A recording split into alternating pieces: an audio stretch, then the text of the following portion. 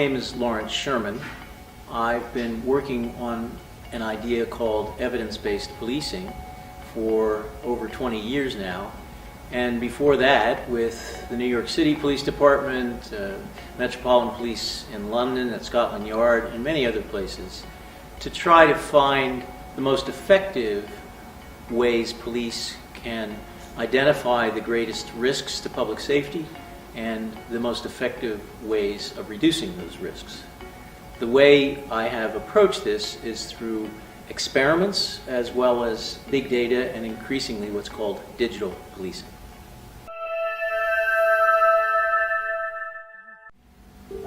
The problem of knife crime and murders committed with knives is a good example of how evidence-based policing can improve police effectiveness. The biggest problem in preventing crime is to predict where and when it's going to occur. And while there's many places in London, for example, in the 4,800 local areas where a murder might occur, you still don't know when it's going to happen. It could be one of 2.5 billion opportunities in different places in different minutes of the year. But you can still do better than just say, fatalistically, if it's going to happen, it's going to happen.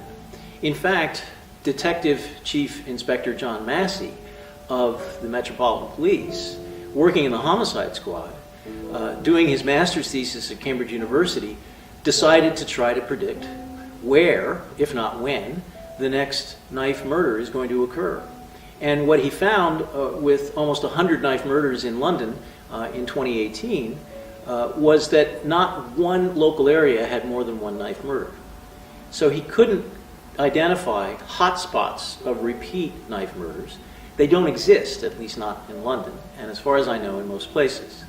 But what he could do was to show that the more stabbings that are not fatal that may occur in a location, the more likely it is that a fatal stabbing is going to occur. And we were able to look across all 4,800 local areas of London and see that 60% of them roughly had never had a stabbing in the prior year, and they only had a 1% risk of having a knife murder in the next year. Another group of about 1,200 had had at least one stabbing, and that, only one stabbing led to a doubling of the risk of homicide. And the more prior stabbings they had, you go up the level of risk to the point where once you've had 7 or more stabbings in one local area in the prior year, the chance of a homicide happening is 15%. Now that has huge implications not only for where you might assign police to do patrols or stop and search, but it also has implications for whether you would invoke the legal powers of Section 60 of a criminal law that empowers the police to use stop and search with a lower evidentiary standard for deciding who they might check to see if they have a knife. If they can do that, they might discourage knife carrying, and if people aren't carrying knives, they can't stab somebody else to death with them. But part of the problem with understanding this is to see that it takes systematic analysis of a long period of time, not just last week, which is when most intelligence-led hotspots policing of knife crime happens. We want to know what's happening lately. That doesn't predict as well as looking at an entire year. And in any case, people haven't tested the short-term predictions very rigorously, so if you're in a place like the Royal Society, which has a motto in Latin that basically says, what's the evidence? The evidence might be qualitative, that there's some gang conflict going on, so there might be a stabbing tonight. And that could be good, but I've never seen it tested against 4,800 areas and 3,500 stabbings over 1 year. If you distribute those stabbings across those areas, you see huge differences in, like, volcanoes coming up out of a flat prairie. That volcano of high level risk of homicide is the place where you could focus policing with much greater effectiveness in preventing homicides than if you just spread policing evenly out over all of London, most of which has never had a knife homicide and will never have a knife homicide. It's like giving a lot of pills to people who aren't sick. And what we do with evidence-based policing as in evidence-based medicine, is to try to concentrate the treatment where it's going to do the most good.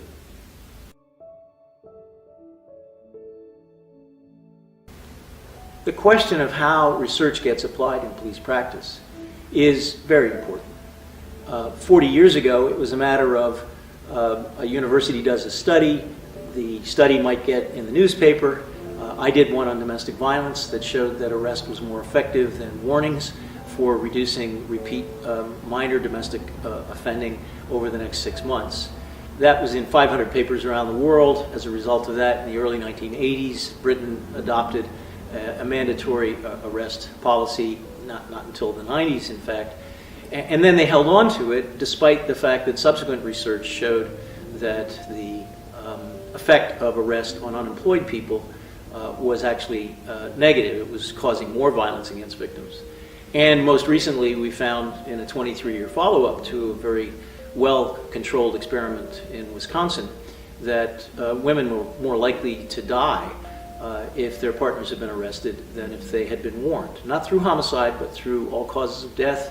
A lot of things cause death, cancer, heart attacks. All of those things were higher where there had been a disruption in this relationship by somebody's partner being arrested as opposed to being given a warning.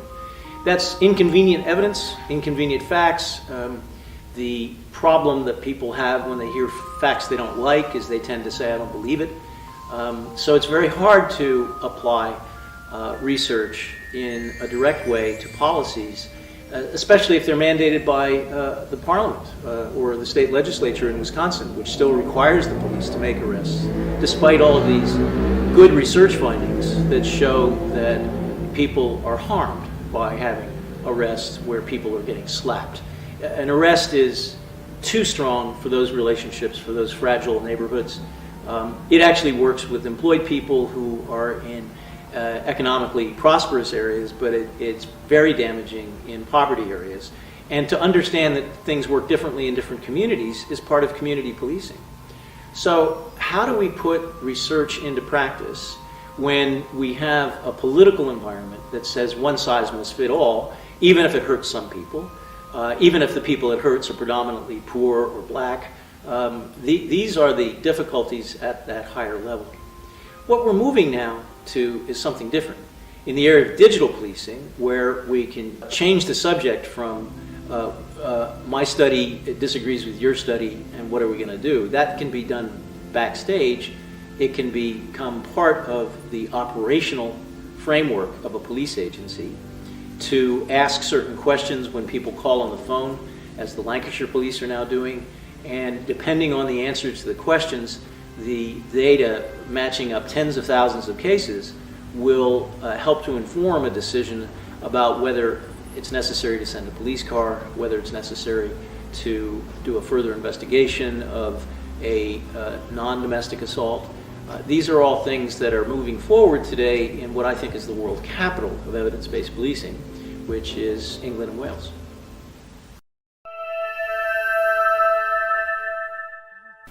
Policing is much more about values as expressed through politics and about laws that are expressed through politics in democracies than historically they have been about patterned evidence or evidence that is derived from statistical associations with police doing things that are going to increase or reduce harm in communities.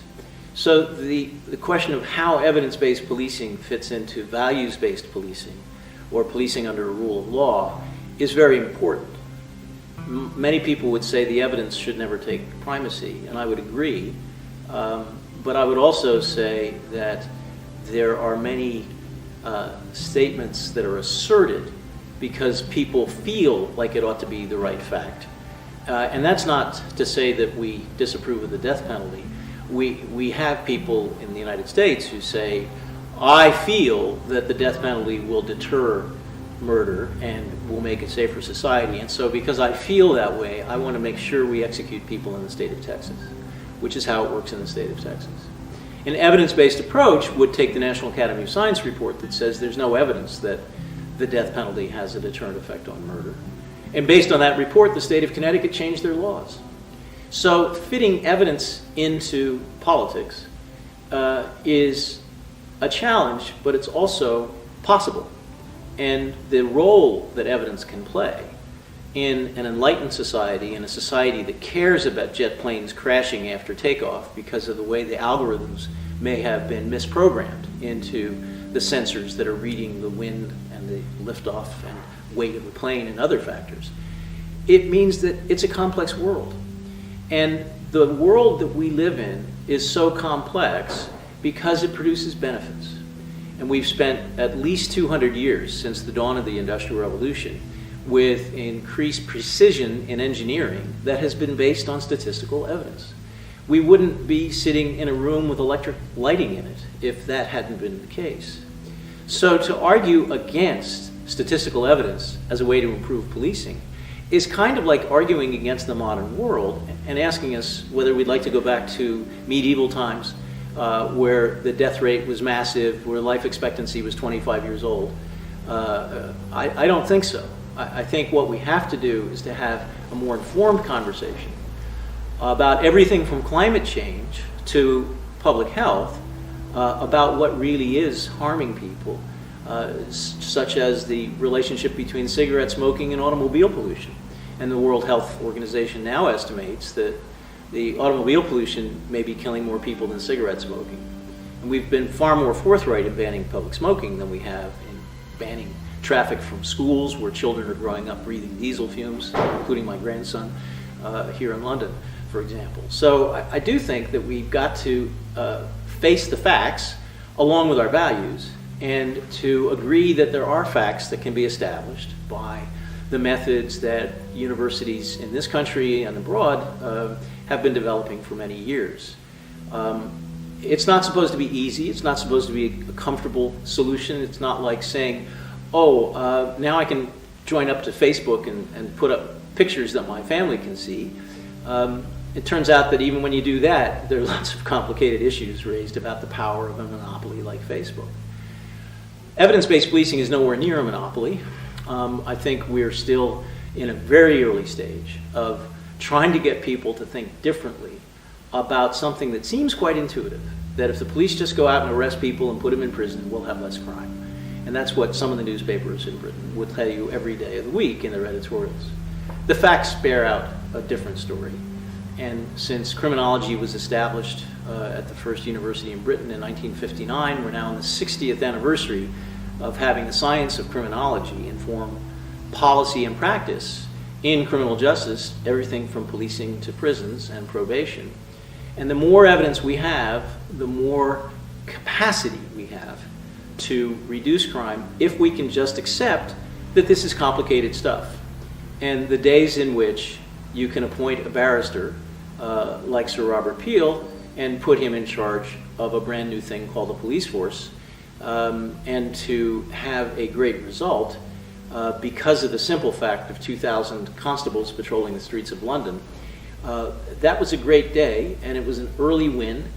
In a sense, it was an easy win because it was done so well by the first two commissioners of the Met, who insisted that the constables not be drunkards, that they be not corrupt, that they be fair and firm in the way they tried to prevent harm from happening in their communities. So building on that great tradition, which incidentally was inspired by one of the great criminologists of English history, Jeremy Bentham, who was a good friend of Sir Robert Peel, we just continue with the growth of knowledge in criminology in the way that it was originally applied by the creation of a police force. I think the first step for any police force that wants to institutionalize evidence-based practice is to develop a critical mass of leaders who understand the concept of evidence-based practice and who know how it's different from an intuitive or even professionally structured way of thinking about complex problems of patterns of crime rather than specific cases of proving whether somebody did or didn't commit a crime, which is the more familiar use of evidence. The term evidence in science is much broader. What is the evidence for the proposition that there's a law of gravity? Well, I can drop my keys on the floor right now and give you that evidence.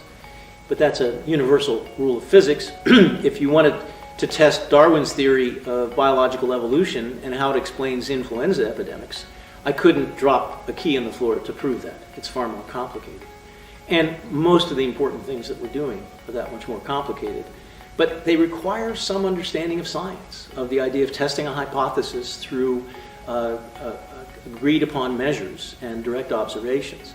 If you have, so number one, in a police force, if you have a critical mass of senior officers who think scientifically, as well as legally, and ethically and politically about policing problems, but they add that strong emphasis on science, that's the first step. The second step is to use that leadership to drive the integration of knowledge about the targeting of police resources, what works when you target them, and how we track what the police do. The 3 T's of targeting, testing, and tracking.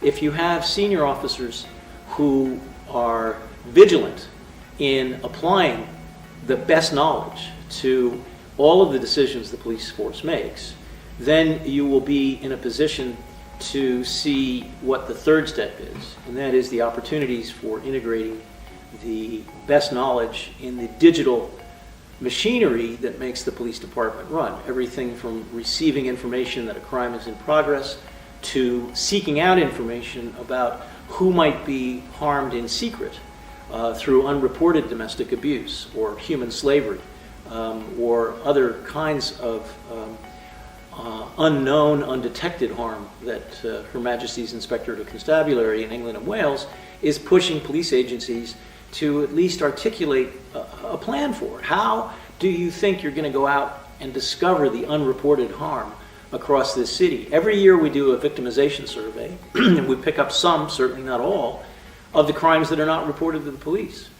We've done that for 30 or 40 years, but I've never seen a police department have a plan for how it can try to raise the percentage of all crimes that are reported in a way that's directly testable against a victimization survey. And that's something that could be part of an effort to take an evidence-based approach to measuring harm in a community that doesn't just count crimes as if they're all created equal, but actually puts the sentencing weight, the number of days of recommended imprisonment for each offense category, into the measurement of success in the police agency. And that's going back to step one. A critical mass of leaders who understand what we call the Cambridge Crime Harm Index is a very important step towards doing what the National Health Service set out to do 50 years ago, which is to have a common currency to tell the public, if you spend more money on health, these are the things that we think will result in terms of measurable reductions in loss of productive life, or years of life, as they put it with their metric called QALYs, or quality adjusted life years. We can do the same thing with the Cambridge Crime Harm Index by measuring whether the seriousness of crime reported by or about victims is going up or down. But we can't do it if we confuse it with drug arrests or other victimless crimes, even prosecuting people for carrying knives. They haven't stabbed anybody with them. It's not a victim-reported crime, but when we say knife crimes going up, we might be counting the number of arrests police are making for carrying knives, which is a good thing, which could actually reduce crime against victims. But the Office of National Statistics is a good place to start for the whole country, because until they get their statistics sorted out as to the difference between crime and policing, instead of mixing them together the way they are right now, the public is going to be misled about what is the problem and what is the solution. The single most powerful tool a police officer has to use in devoting their lives and risking their lives to protect the public, that most powerful tool is knowledge. It's not a particular technology. It's not a particular police practice. It's an understanding of how we are constantly building more and more knowledge about what works in policing, what doesn't work in policing, and how we can tell the difference based on good factual evidence that follows the rules of science. And if we can create that tool in a way that is available to every police officer, we will find police officers being more respected, being paid more, being more effective, and esteemed by the community for their ability to not just solve horrible crimes, but to keep them from happening in the first place. I'm not guaranteeing that the public will always be grateful. The public in England is largely ungrateful for having one of the lowest crime rates on earth and probably one of the best police institutions on earth. But it is not for the esteem that one does these things. It's for knowing in your heart that you're doing the best you possibly can. And that's why knowledge is such an important tool for policing. Thank you for watching. I hope you found this content useful. You can get access to each episode's transcript with key learning points, timestamps, and references if you get yourself onto my mailing list. Just go to the main website on policesciencedoctor.com, and on the bottom of each page you will find a sign-up form for notifications of new content. Just enter your first name, your preferred email address, and the type of organization you work for. You will not get any spam. This is just for me to let you know about new content and for you to get access to all the transcripts.